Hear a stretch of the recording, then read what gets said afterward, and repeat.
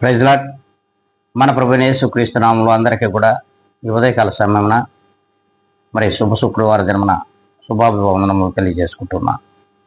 ఈ దినం దేవుడు మనకిచ్చినటువంటి గొప్ప వాగ్దానము, అది 39వ కీర్తన 1వ లేఖనాన్ని మనం చదువుకుందాం.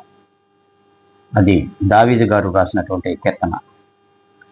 నా నాలుకతో పాపము చేయకుండానట్లు నా మార్గములను జాగ్రత్తగా చూసుకుందును. మరి దావీదు మహారాజు గారు మరి ఈ దినమున తన వాగ్దానమును మనకును వినిపిస్తూ ఉన్నాడు. మనము ఈ వాగ్దానం బట్టి ఏం తెలుసుకుంటున్నామంటే, చూడండి, మన నాలుకతో పాపము చేయకుండానట్లుగా మనలను మనము జాగ్రత్తగా చూసుకోవాలి. ఇది దేవుడు చెప్తున్నటువంటి మాట, దావీదు గారు రాసినటువంటి మాట.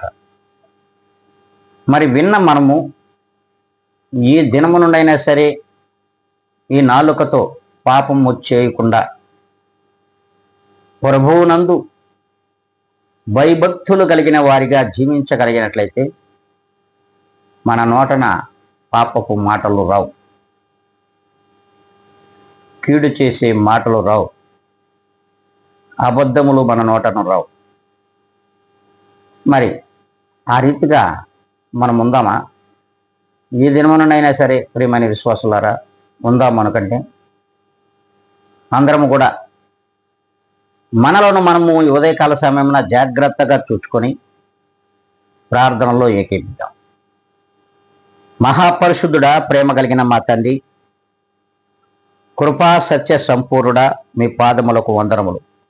తండ్రి, ఈ ఉదయకాల సమయంలో నీవిచ్చిన ఈ గొప్ప వాగ్దానమును మా అందరి హృదయములలో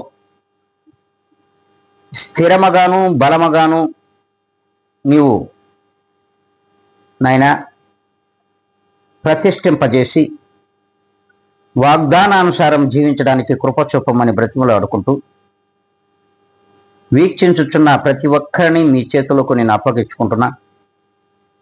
నన్ను నేను మీ పాదముల దగ్గర తగ్గించుకొని క్రీస్తు యేసు నామములో అడిగి వేడుకొని ప్రార్థిస్తున్నాను మా తండ్రి.